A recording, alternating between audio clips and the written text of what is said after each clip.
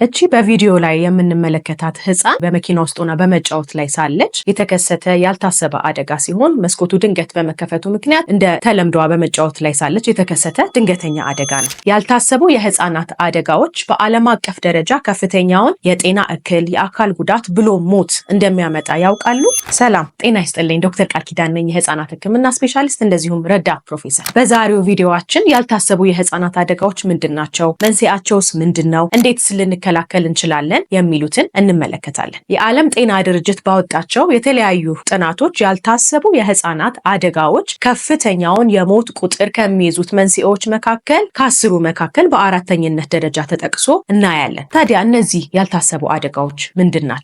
እንዴትስ ሊከሰት ይችላል? ያልታሰቡ የህፃናት አደጋዎች ማለት በአንድ ህፃን ላይ የሚተላለፍ የጉልበት ዝውውር ሲሆን ይህ በኃይል ሊሆን ይችላል፣ መካኒካል የምንለው የኤሌክትሪክ ሊሆን ይችላል፣ የኬሚካል ሊሆን ይችላል፣ የእሳት ሊሆን ይችላል፣ ብሎም ደግሞ የቃጠሎ የኃይል ዝውውር ሲሆን ይህ ደግሞ ባልታሰበ ምክንያት ወይም ደግሞ ባልታቀደ ምክንያት የሚከሰት ሊሆን ይችላል። ታዲያ እነዚህ ያልታሰቡ አደጋዎች እንዴት ሊከሰቱ ይችላሉ? እንግዲህ ህፃናት በየእድሜ ክልላቸው ሊጫወቱ ይችላሉ። የተለያዩ ነገሮች ማየት፣ መነካካት የሚፈልጉበት የተለያየ እድሜ ክልል አላቸው። ነገር ግን መሀል ላይ ሳናስበው ሳናቀው አይበልና ሊከሰት ይችላል። ታዲያ የመጀመሪያው ነገር አስፈላጊውን ጥንቃቄ ሳናደርግ የሚከሰት ሊሆን ይችላል። ይህም ስንል ለምሳሌ መድኃኒቶችን ህፃናት ሊደርሱበት በሚችሉት ቦታ ማስቀመጥ፣ ትኩስ ነገሮችን፣ ስቶቮችን ህፃናት ሊደርሱበት በሚችሉት ቦታ ማስቀመጥ ሲሆን፣ ሁለተኛው ምክንያት ደግሞ አስፈላጊውንና ተገቢውን የመከላከያ መሳሪያ ባለመጠቀማችን ሊከሰት ይችላል። ይሄን ስንል ለምሳሌ መኪና ውስጥ አስፈላጊውን የሆነ የመቀመጫ ማሰሪያ ካርሲት ባለማድረጋችን፣ እንደዚሁም ደግሞ አንዳንድ ጊዜ በዋና ውስጥ ደግሞ አስፈላጊውን የሆነ ፊኛ ባለማድረጋችን እና የተለያዩ መሳሪያዎችን ባለመጠቀማችን ሊከሰት ይችላል። ታዲያ እነዚህ ያልታሰቡ አደጋዎች ምንድን ናቸው? በዛሬው ቪዲዮአችን አንድ በአንድ እነዚህን እንመለከታለን። በዓለም አቀፍ ደረጃ 5 ዋና ዋና ያልታሰቡ አደጋዎች ሲጠቀሱ በእኛም ሀገር በተለያዩ ጥናቶች 5 ዋና ዋና ምክንያቶች ይኖራሉ። ከነዚህም ውስጥ በእኛ ሀገር በመጀመሪያነት የሚጠቀሰው መውደቅ ይሆናል። መውደቅ እንግዲህ ስንል በአብዛኛው ጥናቶች እንደሚያሳዩት መውደቅ በቤት ውስጥ የሚከሰት አደጋ ሲሆን ይህም ከቀላል ከመጋጋጥ ቀለል ያለ መድማት አንስቶ እስከ ስብራት ብሎም ደግሞ እስከ ራስ መሳት ድረስ ሊያደርስ ይችላል። ይሄን ነገር በየእድሜ ክልላቸው የሚለያይ አደጋ ሲሆን እድሜ በእድሜ እንመለከታለን። በአራስ ጊዜ ላይ አራስ ልጆች አይንቀሳቀሱም፣ ብዙ አይገለባበጡም። ነገር ግን አንዳንድ ጊዜ አደጋዎች ሊከሰቱ ይችላሉ። ለምሳሌ ዳይፐር በምንቀይርበት ጊዜ የምንቀይርበት ቦታ ከፍ ያለ ጠረጴዛ ሊሆን ይችላል። አንዳንድ ጊዜም ደግሞ አልጋ ሊሆን ይችላል። ጫፍ ላይ ያስቀምጠናቸው የመውደቅ አደጋ ሊከሰት ይችላል። ስለዚህ በተቻለ አቅም ህፃናት በዚያ ስፍራ ባሉበት ጊዜ ሰው መኖሩን ማረጋገጥ፣ እንደዚሁም ደግሞ አስቀድመን ማዘጋጀት የሚገቡንን መሳሪያዎች አስቀድመንና ሬዲ አድርገን መቀየር እንደሚኖርብን ጥናቶችና ምክረ ሀሳቦች ይጠቁማሉ። ከዚያ ቀጥሎ እንግዲህ ለጋ ታዳጊዎች ቶድለር የምንላቸው ልጆች ሲሆኑ እነዚህ ልጆች እንግዲህ በተፈጥሯቸው የምንፈልገውም አንዱ ነገር እንዲጫወቱ፣ የተለያዩ ነገሮችን እንዲነኩ፣ እንደዚሁም ደግሞ እንዲሮጡ እንፈልጋለን። ለእድሜያቸውም ደግሞ እና ለአእምሯቸው እድገት በጣም ወሳኝ ነው። ነገር ግን ይህ እድሜ ደግሞ ለተለያዩ የመውደቅ አደጋዎች ይዳርጋቸዋል። ስለዚህ በቤት ውስጥ ህፃናት በሚጫወቱበት ጊዜ አንደኛውና ዋነኛው መመልከት ያለብን ነገር የቤት እቃዎቻችን ወይም ፈርኒቸሮቻችን በተቻለ አቅም የሚንቀሳቀሱ አለመሆናቸውን ማረጋገጥ ይኖርብናል። እንደዚሁም ደግሞ ፈርኒቸሮቻችን በቀላሉ ደረጃ ላይ ወጥተው ከመስኮት ጀርባ አለመቀመጣቸው፣ ምክንያቱም በመስኮት ሊወድቁ ይችላሉ፣ ከፈርኒቸሮች ላይ ሊወድቁ ይችላሉ። ስለዚህ ይሄንን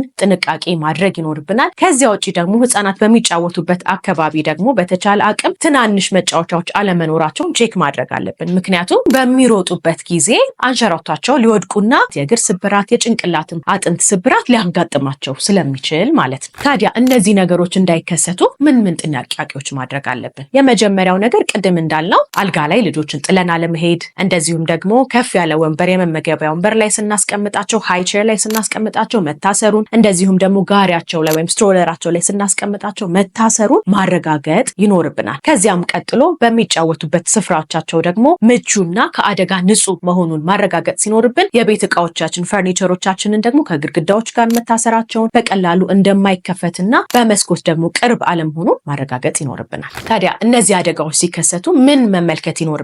ሆስፒታል ለመውሰድ ቅድም እንዳልነው ከቀላል እስከ ከባድ አደጋዎች ሊከሰቱ ይችላሉ።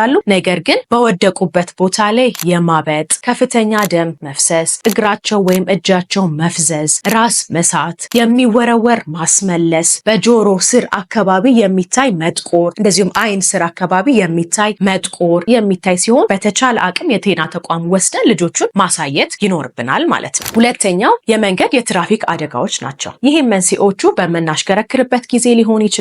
ውስጥ ተቀምጠን ቅድም እንደተመለከትነውን ቪዲዮ ሊከሰት ይችላል። በምናሽከረክርበት ጊዜ በተቻለን አቅም የትምህርት ቤት መውጫና መግቢያ ጊዜዎች ላይ ረጋ ብለን ማሽከርከር፣ ህፃናት በአቅራቢያችን አለመኖራቸውን ማረጋገጥ ይኖርብናል።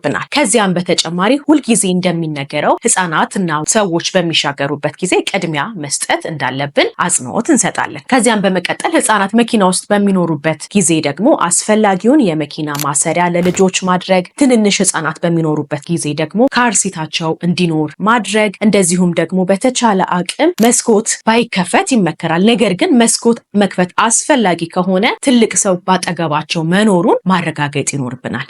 ከዚያም በተጨማሪ መኪናዎቹ በሮቹ የህፃናት ሎክ መኖሩን ወይም ቻይልድ ሎክ መኖሩን ማረጋገጥ ይኖርብናል ማለት ነው። እዚህ ውስጥ ያለው የትራፊክ አደጋ ህፃናት ሳይክል በሚነዱበት ጊዜ ነው። እንግዲህ ህፃናት ሳይክል በሚነዱበት ጊዜ በግቢያቸውም ሊሆን ይችላል፣ እንደዚሁም ደግሞ አስፋልት አካባቢ ሊሆን ይችላል። በመጀመሪያ ነገር መገንዘብ ያለብን ዋነኛው ነገር ብቻቸውን መልቀቅ እንደሌለብን ነው። ከዚያም በመቀጠል ደግሞ ስናለማመዳቸው በተቻለን አቅም የራስ ቆብ ወይም ሄልሜት ማድረጋቸውን ቼክ ማድረግ ይኖርብናል። ይሄ ደግሞ አንድ ጊዜና ሁለት ጊዜ ሳይሆን ሁል ጊዜ በሚነዱበት ጊዜ ይህንን ነገር መከታተል ይኖርብናል። እንደገና በምናለማመድባቸው ጊዜ ደግሞ አብረናቸው እየተንቀሳቀስን መሆኑን ማረጋገጥ ይኖርብናል ማለት ነው። ነገር ግን በተለያዩ ያልታሰቡ ሁኔታዎች አደጋው ሊከሰት ይችላል። ማንኛውም ህፃን በዚህ አደጋ ውስጥ ሲያልፍ በተቻለ አቅም የጤና ተቋም ሄዶ መመርመር ይኖርበታል። ምክንያቱም ህፃናት የሚሰማቸውን ህመም፣ የሚሰማቸውን ቁስል በአግባቡ ሊገልጹ ስለማይችሉ በተቻለ አቅም የጤና ተቋም ሄደው መታየት ይኖርባቸዋል። ሶስተኛ ቃጠሎ ነው። ቃጠሎ በትኩስ ነገር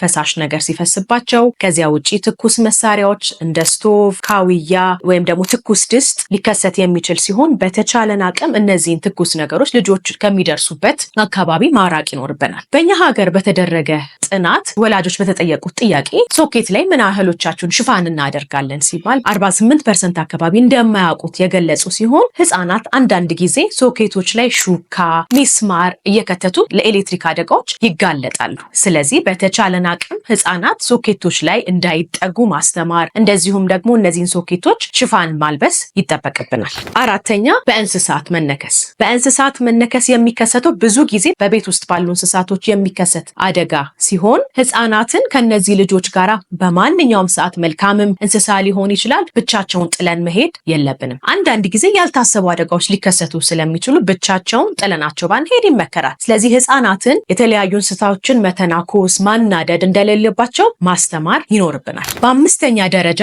ሌሎች ተብለው የተቀመጡ ሲሆን መስመጥ፣ መመረዝ፣ መቆረጥ እንደዚሁም መታፈን ይጠቀሱበታል። እነዚህ ነገሮች እንግዲህ ብዙዎቹ የሚከሰቱት አስፈላጊውን ጥንቃቄ ባለማድረግ ወይም ደግሞ መድኃኒቶችን ልጆች በሚደርሱበት ቦታ ባለማስቀመጥ ሊሆን ይችላል። ትናንሽ መጫወቶችን መስጠት ሊሆን ይችላል። ስለዚህ ሁልጊዜ ማስተዋል ያለብን ልጆችን ሊጎዱ የሚችሉ መንስኤዎችን ከልጆች ማራቅ ዋነኛውና ተቀዳሚው የመከላከያ መንገዶች ናቸው።